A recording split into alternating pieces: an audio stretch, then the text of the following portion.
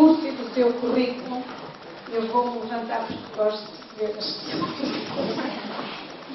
E gosto que me vejam sobre a descrição do seu percurso mostra bem que exerceu ao longo da sua vida, sobretudo no domínio associativo e no domínio da participação cívica e política, cargos que não são muito comuns nas mulheres. Presidente da Assembleia Municipal já há algumas mulheres, mas Presidente de uma Assembleia Geral de um Sporting Clube de Futebol ou de uma Assembleia de Bombeiros, que não é muito comum, que é um voluntariado muito masculino, não é? É uma participação masculina muito forte, não é? E que, portanto, normalmente não são as mulheres que exercem estes cargos de direção. Chamar a atenção também para a composição desta mesa, que não é tradicional, normalmente é ao contrário. E eu queria agradecer muito ao Sr. Professor Júlio Pedrosa, que, para além dos cargos todos que aqui já referiram que exerceu, também foi Ministro da Educação em Portugal, um grande Ministro da Educação. E eu gosto muito de sublinhar a importância da educação no nosso país, que é um problema estrutural.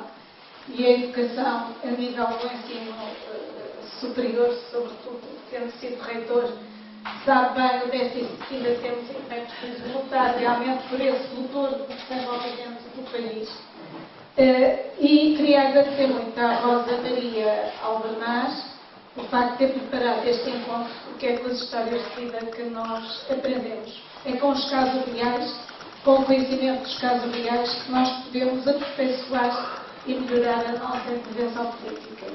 E a Rosa Maria Albernaz sempre foi muito próxima das pessoas, sempre deu muita atenção aos problemas concretos e reais das pessoas.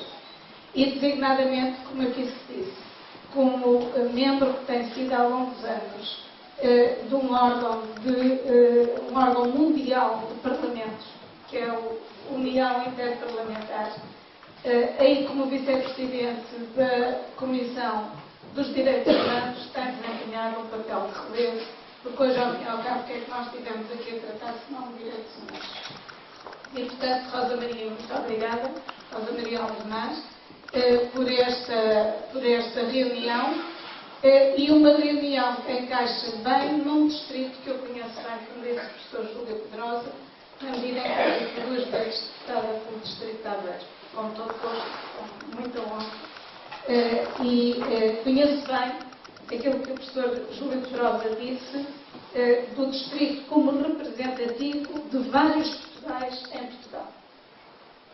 Portugal empreendedor, Portugal do conhecimento, Portugal que tem o distrito que tem uma universidade, que é uma universidade que, apesar de recente, tem dado cartas e tem se distinguido na qualidade do ensino que promove, tem investigação que promove, e que a todos nos orgulha muito.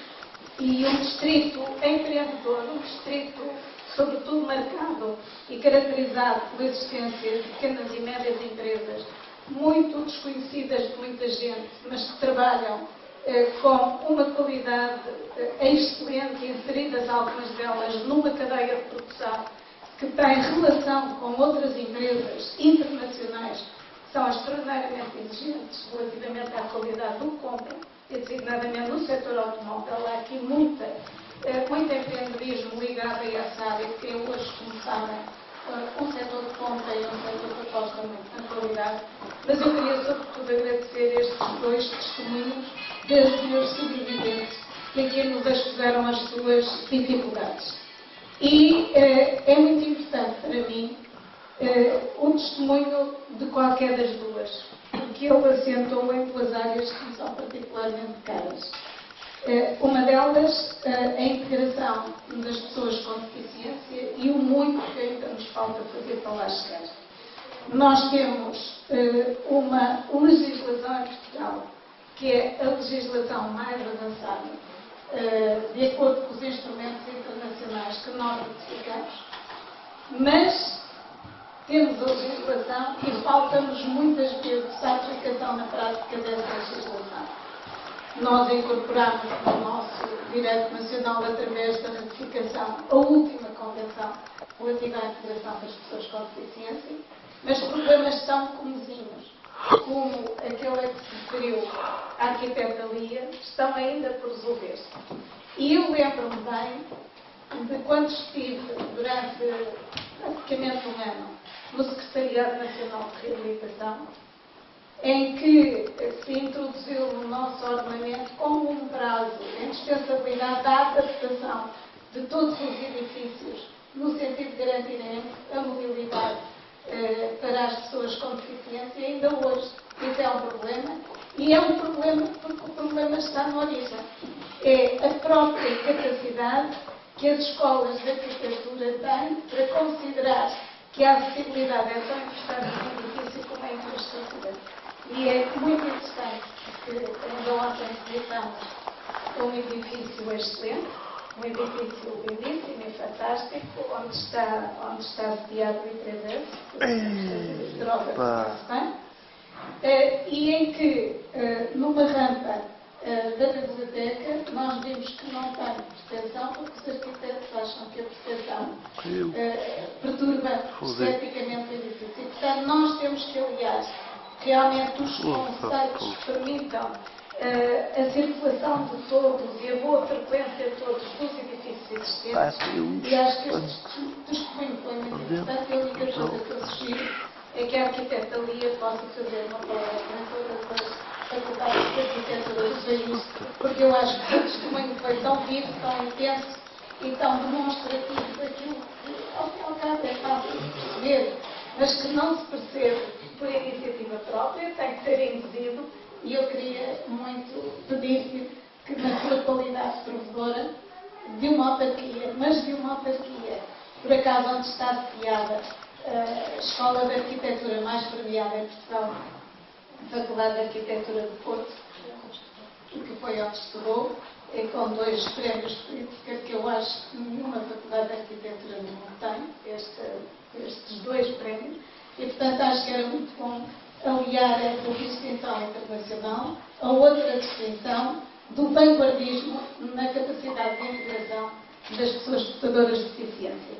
E queria também agradecer à arquiteta Lia aquilo que nos veio aqui, desculpe Cristina, aquilo que nos veio aqui mostrar e demonstrar, em que nós conseguimos realmente uma coisa extraordinária e que nos coloca ao nível do que os melhores faz do mundo, que é um transplante pulmonar, mas é que depois, por falhas, seja ao nível da organização, seja fundamentalmente ao nível da humanização, que é o que não custa dinheiro, não é? Que é o que não custa dinheiro. A humanização não custa dinheiro. Nós acabamos por não fazer a parte mais fácil, fazemos a mais difícil, mas não fazemos a parte mais fácil, mas é aquela que dá mais conforto a quem passa por situações desta natureza. Infelizmente, a Comissão de Humanização que eu criei, com pessoas de altíssima qualidade humana e prestígio científico, nunca mais foi conduzida por nenhum sucessor meu. E aquilo que eu dizia sempre, para sublinhar a importância da humanização, é que, porventura, a maioria das doentes e dos doentes não consegue avaliar a sofisticação técnica do que se lhes faz, mas sabe com certeza avaliar se é bem atendido ou não é bem atendido. E, portanto, na parte mais fácil, aquela que não custa dinheiro, que nós muitas vezes falhamos.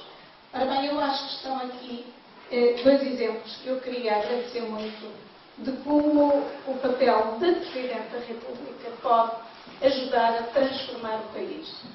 Não tem a ver propriamente com políticas públicas que não possam ser conduzidas e devem ser conduzidas. Mas quando nós temos a legislação e depois não temos a prática que corresponde à exigência que a legislação coloca em cima de nós, eu penso que há aí um papel que o Presidente da República pode e deve desempenhar, no sentido de, representando todos os portugueses, os seus anseios e aquilo que lhes é devido, instigar a sociedade, mobilizar a sociedade, mobilizar os poderes públicos, para que, efetivamente, não haja pessoas incluídas e pessoas excluídas, sendo pessoas excluídas aquelas que devem merecer a maior atenção de quem está no exercício da política, precisamente porque a política só tem legitimidade se for para promover mais e, portanto, eu acho que devemos hoje estar muito gratos, todos aqueles que aqui se encontram, a esta coragem demonstrada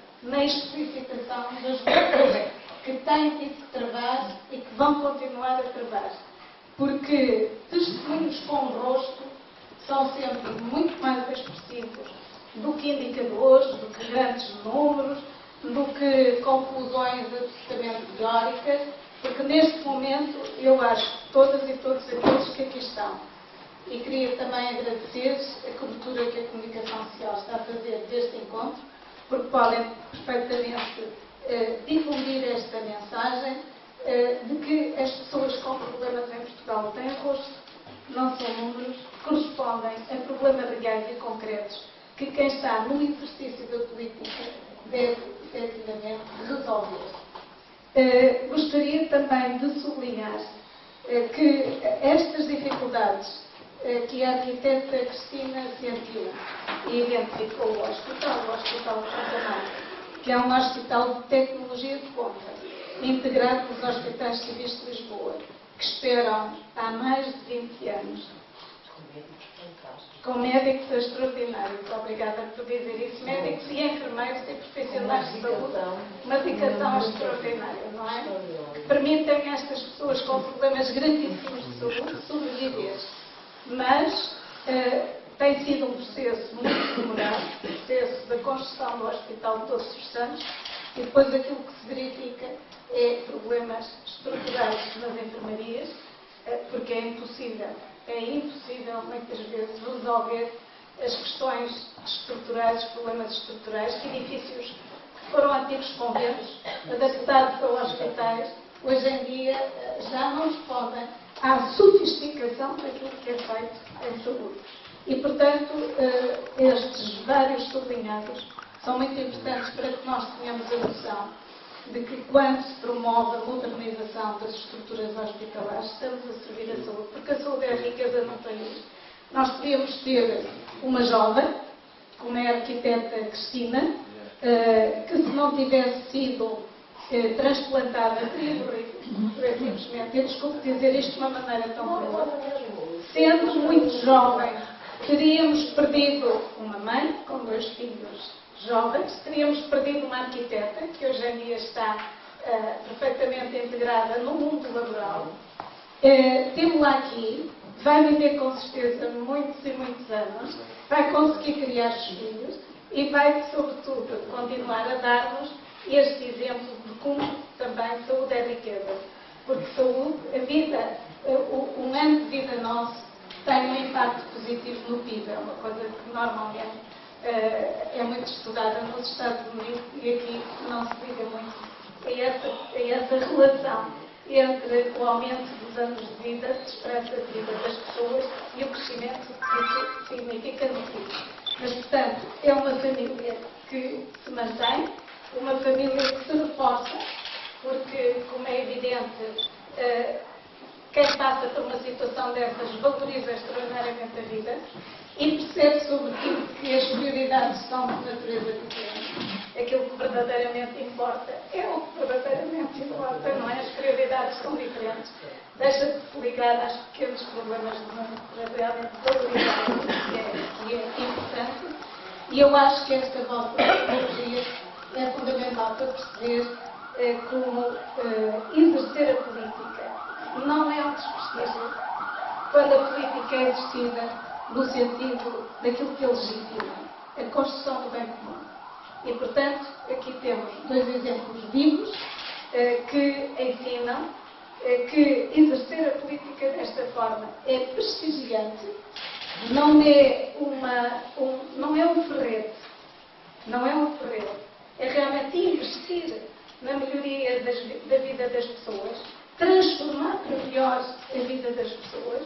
E eu, portanto, queria muito agradecer-vos a coragem deste testemunho, porque nós, quando falamos de nós próprios, certa forma, estamos a expor a nossa intimidade, estamos a expor aquilo que de mais íntimo e profundo existe à mandatária concelhia, ao mandatário distrital, por terem proporcionado esta reunião num começo de um dia que está muito cheio de iniciativas e em que nós começamos por mostrar e demonstrar como é importante ter atenção aos problemas das pessoas e depois também vamos demonstrar como é importante o espírito empreendedor para resolver outros problemas das pessoas, dignadamente direito ao trabalho, que é algo essencial para nos permitir a nossa dignidade enquanto seres humanos que somos criadores disso.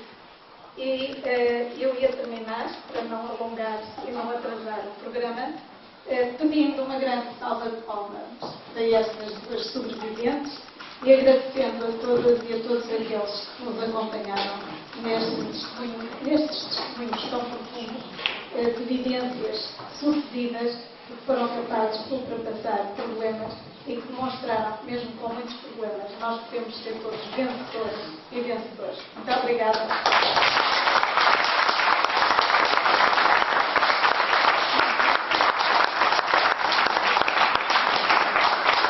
Eu só queria terminar.